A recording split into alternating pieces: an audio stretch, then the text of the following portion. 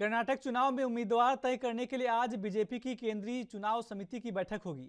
दोपहर बाद होने वाली इस मीटिंग में पीएम मोदी, गृह मंत्री अमित शाह, जेपी नड्डा, राजनाथ सिंह और बीजेपी महासचिव बीएल संतोष समेत तमाम सीनियर लीडर मौजूद रहेंगे। इसी दिन बीजेपी की कैंडिडेट लिस्ट भी जारी हो सकती है। कर्नाटक चुनाव के 31 दिन पहले कांग्रेस ने रविवार को बड़ा फैसला लिया। पार्टी ने बीएन चंद्रप्पा को वर्किंग प्रेसिडेंट बनाया है। कर्नाटक में अभी डीके शिवकुमार पार्टी के प्रेसिडेंट हैं। राज्य में मौजूदा बीजेपी सरकार का कार्यकाल 24 मई को खत्म हो रहा है। इस बार मुकाबला बीजेपी, कांग्रेस और जेडीएस के बीच रहेगा। पिछली बार जेडीएस कांग्रेस साथ थी, लेकिन इस बार जेडीएस अलग चुनाव लड़ेगी।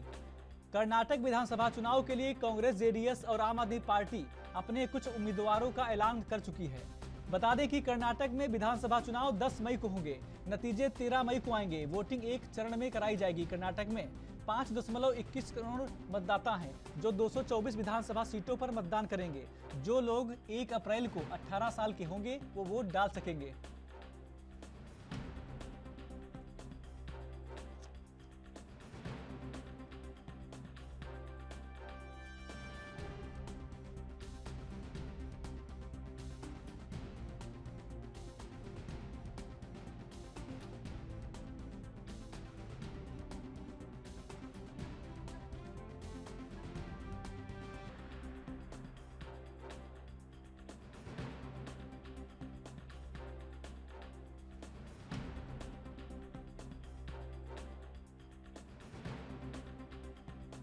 तो आपको बता दें कि कर्नाटक चुनाव में उम्मीदवार तय करने के लिए आज बीजेपी के केंद्रीय चुनाव समिति की बैठक होगी। दोपहर बाद होने वाली इस मीटिंग में गृह मंत्री अमित शाह, पीएम मोदी, जेपी नड्डा, राजनाथ सिंह और बीजेपी महासचिव बीएल संतोष समेत तमाम सीनियर नेता मौजूद रहेंगे।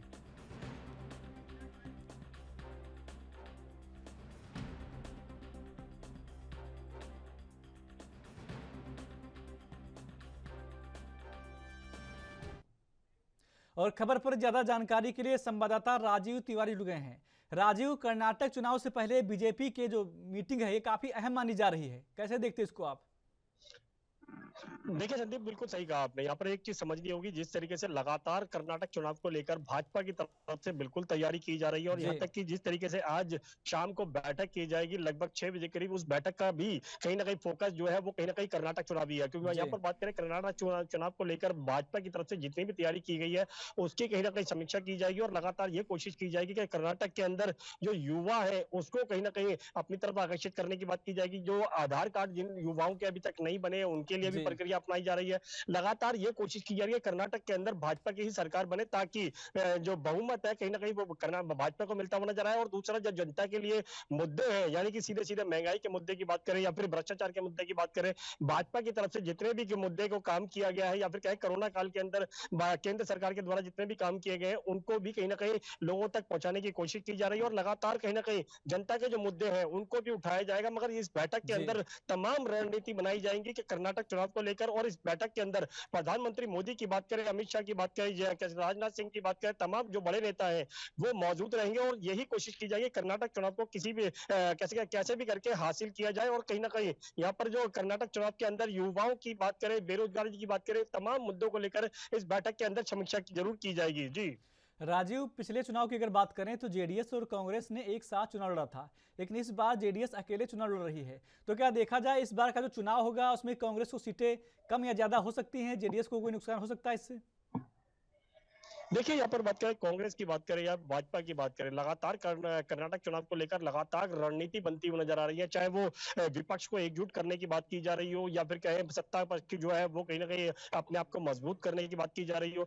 मगर यहाँ पर लगातार दोनों तरफों से कहीं ना कहीं ये कोशिश की जा रही है कर्नाटक चुनाव को हासिल किया जाए, और कहीं ना कहीं जनता के जो मुद्दे हैं उनको लेकर पहुंचाया जाए। मगर यहाँ पर विपक्ष की बात करें तो विपक्ष लगातार पहले भी अडानी मुद्दे को लेकर लगातार हमलावर है सरकार के ऊपर, मगर उन्हीं मुद्दों को लेकर कहीं ना कहीं कर्नाटक के अंदर भी कहीं ना कहीं कोशिश की जाएगी। मगर यहाँ पर बात करें भाजपा की, तो भाजपा बिल्कुल कहीं ना कहीं तमाम मुद्दों को लेकर भी कहीं ना कहीं पॉजिटिव नजर आएगी। मगर देखना होगा आज की बैठक का नतीजा किस तरह पर निकलेगा। दूसरा, इस बैठक से कितना आने वाले समय के अंदर फायदा होगा भाजपा को। जी राजीव, अगर हम बात करें मुद्दों की तो ऐसे कौन से मुद्दे हैं कर्नाटक के जो वहां की राजनीति पर काफी हावी हो सकते हैं?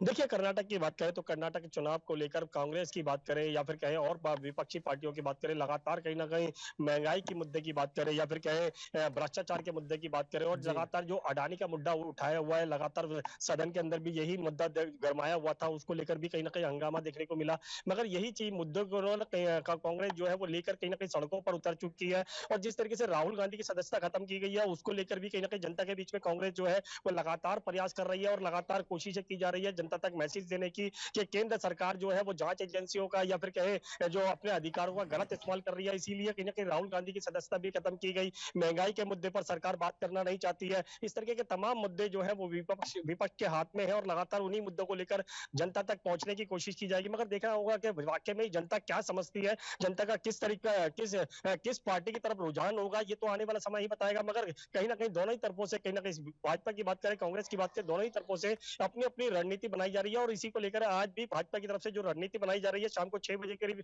बैठक की जाएगी। इस जी। बैठक के माध्यम से भी कहीं ना कहीं जनता को इन्हीं मुद्दों को लेकर कहीं ना कहीं एक दूसरे के ऊपर हमला किया जाएगा, लगातार सभाएं की जाएंगी, जिसके माध्यम से कहीं ना कहीं जनता का जो वोट बैंक है वो हासिल करने की कोशिश जरूर की जाएगी। जी राजीव, जिस प्रकार से राहुल गांधी के साथ जो हुआ, उनकी सांसदी चली गई और सदन से भी इनको निकाल दिया गया, तो क्या इस प्रकार के जो तमाम सारे मुद्दे हैं, तो कर्नाटक में कांग्रेस इससे इमोशनल कार्ड खेल पाएगी इसको लेकर? देखिए, बिल्कुल संदीप, यहाँ पर एक चीज समझनी होगी, कांग्रेस के पास अभी तक कुछ मुद्दे ऐसे हैं जो भ्रष्टाचार की बात करें, महंगाई की बात करें, जी। बेरोजगारी की बात करें, सरकार इन मुद्दों से कहीं ना कहीं बचती हुई नजर आ रही है। और यही मुद्दे है कहीं ना कहीं कांग्रेस के लिए फायदा बन सकता है, क्योंकि अगर कर्नाटक चुनाव की बात करें तो कांग्रेस जो है इन्हीं मुद्दों को लेकर लगातार कहीं ना कहीं जनता तक पहुंचने की कोशिश की जा रही है। मैसेज भी दिया जा रहा है जनता तक कि सरकार जो है वो कहीं ना कहीं महंगाई के मुद्दे पर बात नहीं करती है, महंगाई लगातार बढ़ती नजर आ रही है। आज एलपीजी सिलेंडर के दाम की बात करें तो वो भी कहीं ना कहीं 1100 रुपए से ज्यादा है। तो साफ जाहिर है कहीं ना कहीं महंगाई जरूर है। मगर दूसरा यहाँ पर बात करें राहुल गांधी के मुद्दे की, तो राहुल गांधी की जिस तरीके से सदस्यता खत्म की गई और उसके बाद में कहीं ना कहीं कांग्रेस को कमजोर आका जा रहा है भाजपा की तरफ से। मगर भाजपा को भी लगता है कि अगर जमीनी हकीकत पर अगर जनता कांग्रेस से जुड़ती है तो कहीं ना कहीं भाजपा को नुकसान हो सकता है कर्नाटक चुनाव में। मगर कहीं ना कहीं कांग्रेस की बात करें या फिर भाजपा की बात करें, दोनों ही तरफों से कहीं ना कहीं अपनी अपनी उपलब्धियां गिनाई जा रही है। मगर जनता क्या समझती है, जनता किसको पसंद करती है, ये तो जनता के ऊपर ही निर्भर करता है। जी राजीव, मल्लिकार्जुन खड़गे कांग्रेस के अध्यक्ष बने, उसके बाद हिमाचल का चुनाव जीत लिया, तो कहीं ना कहीं देखा जाए कि कर्नाटक का जो चुनाव है वहां पर भी सीटें बढ़ाने के लिए एक चुनौती भरा नहीं हो सकता है मल्लिकार्जुन खड़गे के लिए?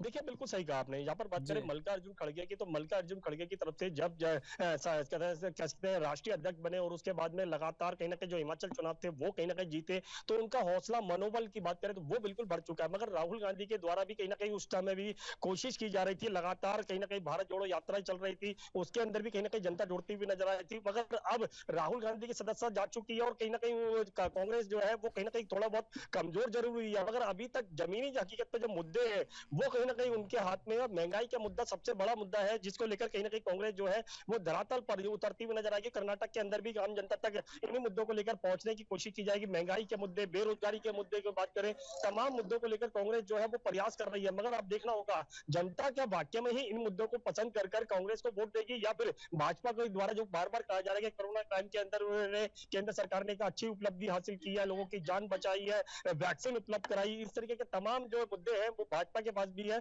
मगर देखना होगा जनता का मूड किस तरफ है और जनता वोट किसको करेगी, ये तो समय ही निर्धारित करेगा। जी राजीव, अभी आपने वो तमाम मुद्दों की बात की, चाहे महंगाई का मुद्दा हो, बेरोजगारी का मुद्दा हो, बहुत सारे मुद्दे आपने बताए। क्या कर्नाटक में सरकार बनाने के लिए ये मुद्दे अहम हैं? वहां पर काफी मुद्दे हैं कि कांग्रेस सरकार बना सकती है कर्नाटक में, क्योंकि कांग्रेस के सामने अगर देखा जाए तो बीजेपी एक बहुत ही मजबूत स्थिति में है अभी वहां पर। लेकिन कर्नाटक राहुल गांधी के सब होने के बाद तो अगर कांग्रेस की स्थिति देखें तो काफी नाजुक बनी हुई है। तो क्या ये इतने मुद्दे काफी वहां पर सरकार बनाने के लिए? देखिए, यहाँ पर बात करें कांग्रेस की स्थिति दी, बिल्कुल कांग्रेस की स्थिति बिल्कुल नाजुक है। और जी। कहीं ना कहीं कांग्रेस को भी पता है कि वो उनकी जो राहुल गांधी की सदस्यता खत्म हुई है उसको लेकर कहीं ना कहीं कांग्रेस जो है वो वाकई में ही कमजोर हो चुकी है। मगर यहाँ पर बात करें इतनी भी कमजोर नहीं है कि वो जमीनी हकीकत पर जनता के मुद्दे ना उठा सके। मगर दूसरा यहाँ पर बात करें जमीनी हकीकत की, तो कहीं ना कहीं जो महंगाई का मुद्दा है वो बहुत ज्यादा अहम मुद्दा है। और इसी मुद्दे को लेकर लगातार किसी भी राज्य के अंदर चुनाव होते हैं तो महंगाई का मुद्दा मेन माना जाता है, और बेरोजगारी के मुद्दे की बात करें वो भी मेन माना जाता है। तो इसी को लेकर कहीं ना कहीं कांग्रेस जो है वो कर्नाटक चुनाव के अंदर भी उतरती हुई नजर आएगी और शायद इन्हीं मुद्दों को ध्यान में रखते हुए भी हर जनता जो है या फिर कहे हर व्यक्ति जो है वो यही चाहता है कि महंगाई कम हो, बेरोजगारी कम हो। इसी को लेकर कहीं ना कहीं शायद कांग्रेस के इन मुद्दों को लेकर कहीं ना कहीं जनता का जो मूड है शायद कांग्रेस की तरफ हो, मगर यहाँ पर कांग्रेस जो है वो वाकई में ही कमजोर हो चुकी है क्योंकि राहुल गांधी की जैसे जैसे सदस्यता खत्म हुई है उससे कहीं ना कहीं कांग्रेस जरूर अपने आप को कमजोर मान रही है, मगर वो कोशिश जरूर कर रही है कि दोबारा जी। से जनता जो है वो उनको पसंद करे। अडानी का मुद्दा जो है कांग्रेस के पास में बहुत अहम माना जा रहा है और इसी को लेकर लगातार कहीं ना कहीं प्रयास किया जा रहा है पूरे देश हर राज्य की बात करें तो पूरे देश के अंदर इसी तरीके के मुद्दे को जो उठाया जा रहा है, मगर सरकार की तरफ से ना तो सदन के अंदर अडानी मुद्दे के लेकर जांच जेपीसी की जो मांग की जा रही थी उसको लेकर कुछ जवाब दिया गया, मगर भाजपा जो है वो कहीं ना कहीं अब कर्नाटक चुनाव के अंदर भी अपनी पूरी कोशिश ताकत लगाएगी, पूरी कोशिश करेगी कि जनता का जो वोट बैंक है या फिर जनता का जो रुझान है वो उनकी तरफ हो। मगर कांग्रेस के पास भी तमाम मुद्दे हैं, अब देखना होगा इन मुद्दों का फायदा कांग्रेस को मिल पाता है या नहीं मिल पाता है। जी राजू, एक खबर ये भी सामने आ रही है कि इस बार आम आदमी पार्टी ने भी कमर कस ली है चुनाव लड़ने की, वहां पर चुनाव लड़ेगी आम आदमी पार्टी वहां पर। तो अगर बीजेपी की अगर बात करें तो बीजेपी और कांग्रेस में टक्कर रहेगी इस बार, की आम आदमी पार्टी को चुनौती दे पाएगी बीजेपी को? देखिए यहाँ पर बात करें कांग्रेस की तो कांग्रेस या फिर कहे आम आदमी पार्टी दोनों ही कहीं ना कहीं विपक्ष के अंदर और दोनों ही कहीं ना कहीं सरकार को घेरने की कोशिश कर रहा है। दूसरा यहाँ पर बात करें कर्नाटक चुनाव की तो कांग्रेस के साथ साथ अगर आम आदमी पार्टी भी कहीं ना कहीं मैदान के अंदर उतरती है तो और तमाम मुद्दों की बात करें क्योंकि जिस तरीके से ईडी और सीबीआई की जो कार्रवाई आम आदमी पार्टी पर हुई उसको लेकर आम आदमी पार्टी लगातार सरकार के ऊपर हमलावर है और यही मैसेज दिया जा रहा है कि सरकार जो है वो जनता के बारे में नहीं सोच रही है, सिर्फ विपक्ष को कहीं ना कहीं तोड़ने की कोशिश की जा रही है। और यही कार्रवाई जो है दिल्ली के अंदर भी देखने को मिली, निगम चुनाव के अंदर भी इस तरीके की कार्रवाई देखने को मिली थी। मगर अब जिस तरीके से बात करें कांग्रेस की तो कांग्रेस के हाथ में भी मुद्दे हैं और कहीं ना कहीं आम आदमी पार्टी के हाथ में भी मुद्दे हैं, मगर अब देखना होगा इन मुद्दे का फायदा कर्नाटक चुनाव के अंदर क्या इन दोनों पार्टियों को मिल पाएगा या नहीं। जी राजू तिवारी जी, जानकारी देने के लिए आपका बहुत बहुत धन्यवाद।